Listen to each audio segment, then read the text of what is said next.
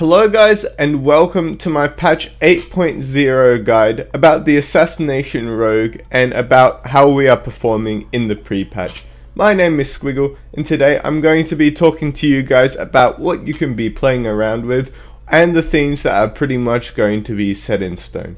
I am going to also add that talents and legendaries are extremely close at the moment. However, some legendaries and stats are just really outperforming other ones. First up, I am going to be talking about these legendaries and these stat priorities and going over some quick sims and some logs about these individually, and then talking about the talents and what you should be doing with your rotation with these different talents and legendaries. So without further ado, here's my guide and enjoy. So first up, I'm going to be debunking this small myth about the cloak being the best in-slot legendary at the moment for the Assassination Rogue. Now, this was actually the case for a few hours, maybe about 12 hours after the patch was released.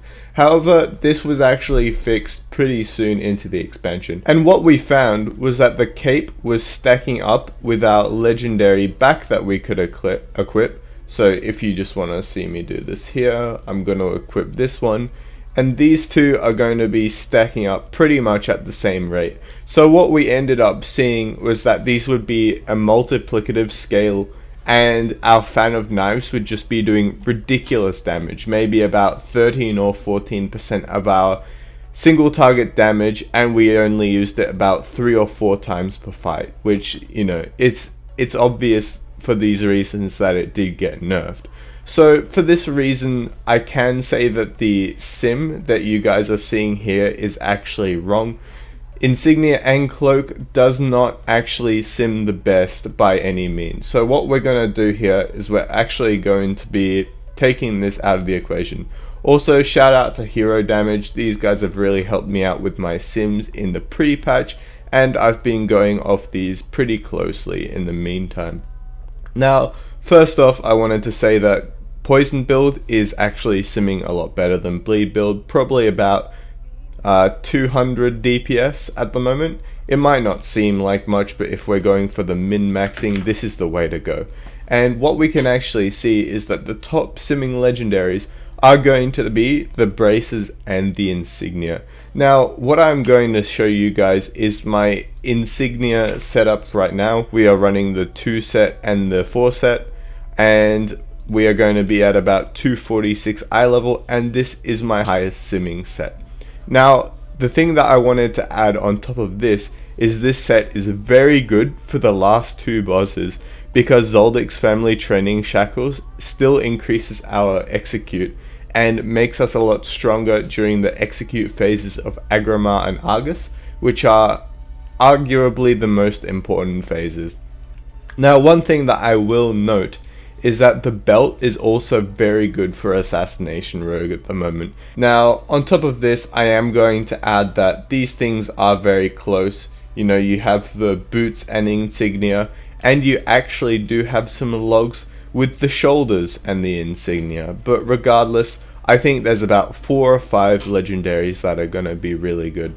So if I had to rank them for a single target standing, I would have to rate them ring, then braces, then belt, then shoulders, then Sefus. Now, the main reason that I don't agree that the boots are very good is because without our artifact weapon, we actually have a flat 2-minute cooldown on our Vendetta. So obviously you can see that you want to be using your second Vanish, which is getting buffed by either our Night Stalker, Subterfuge, or Master Assassin, or the legendary shoulders if you are still running them. Now, it is also worth mentioning that if you can get an interrupt with your Sefus or 2 in a fight, then it is probably going to be pulling ahead of all the other legendaries. And on top of this, if you are doing a fight that only lasts about 2 minutes 30, then the shoulders are probably going to perform the best for you. Now, onto the stat priority. Of course, with this setup, I am using the braces and the ring, and if you are running different legendaries, such as the Sefus, you're probably going to be seeing different stat priority overall. But nonetheless, right now, we can see that this is giving us a high scaling on crit and haste, which is pretty much the opposite to what we saw before. We never really used to use haste, So the predictions that I had about haste being a good stat for Assassination Rogue in BFA are well and truly there. Now what I am going to add as well is that crit and haste are very breakpointy. Like, you don't want to be going too far over about 50% crit or about 20% haste, just because of the diminishing returns that it gives compared to some of the other stats. Now obviously what this means as well is before we were going to be using the 375 mastery food, however now we are probably going to be using the Surma feast, the one that gives us the agility stat, because in terms of the stat weights this is going to be giving us the best DPS increase. And of course if you are not running the braces, then your mastery is going to be even lower than you can see in this sim, and of course the other stats will be higher. So if you wanted to know what these trinkets were before the squish, this Seeping Scourgewing was 960, this Mind Trinket was 970, and this Chaos Talisman was 960 as well. And on top of this Arcano Crystal was about 910 eye level. So what I am going to say is all these are decently high, like a mythic level sort of trinket. So if you don't have the mythic level trinkets, you can just think of this the same way as the heroic ones. However, what I am going to say is a Seeping Scourgewing is probably better than any other mythic style trinket at the moment. Even like a high Eye of Command might not even be able to keep up, even though it will be close. Next up, I'm going to be talking you guys through the talents that we are going to be running for our raiding. Now obviously as we change our legendaries and we change our items, we should be seeing that certain things do get stronger or weaker as we go along. So have a little bit of a play around, see what works for you and see what you like the most. They all do sim pretty close together, and on different length fights they all do work. So just make sure you're having fun with it, and even if something sims a little bit lower, try to be adventurous. It is really rewarding, honestly. So for the first row, we are going to be running elaborate planning at all times, apart from if we really do need a DPS check in the last phase. Blindside is simming a little bit lower than elaborate planning, and in practice it actually does feel a little bit weird, you know, just spamming one button that doesn't really cost much and it doesn't really generate much. I do recommend elaborate planning for about 90% of times, but if you are, say, on Argus or on Agrimar and you can push the early phases well enough, then this one should actually be better in the progression that you are going to be doing in the next couple of weeks. On top of this, we are going to be running Subterfuge when we are not running the shoulders, and when we are running the shoulders, we are going to be going Night Stalker. Now the reason for this is, if you looked at the logs before the stat squish and everything, Subterfuge without the shoulders was best, and probably the most simple way to use your Vanish. Now on top of this, if you are running the Night Stalker and shoulders build, you are still going to be buffing your Envenom and making your Envenom damage a lot higher, especially in your burst. Now it's worth noting that if a fight is under about 3 or 3 minutes 30 long, that the shoulders are probably going to be better, the shoulders and Night Stalker build, and I'll be going through that in a log with you later. Now for the rest of the talents, you are just going to be running Toxic Blade and Poison Bomb. The reason that Toxic Blade is going to be stronger at the moment than Exsanguinate is because of the hotfixes that were done a few weeks back, and these basically make our Envenom stronger in these windows. So currently equipped, I do have these legendaries, and if you are going to be running the Subterfuge build without the shoulders, your opener should look something like this. We are going to be starting off with a Garrote into a Mutilate or 2. If this Mutilate only generates 2 CP, then we are going to go for another one. Then we are going to Rupture, Vendetta, Toxic Blade, and then we're going to try get as many Envenoms into this Toxic Blade window as possible. And then as soon as our Garrote is below about 4 seconds, we are going to be using our Vanish into another Garrote to extend the pandemic timer. So it follows something like this. We're going to open with this, Vendetta, Toxic Blade, and then we're going to play really spammy in this window.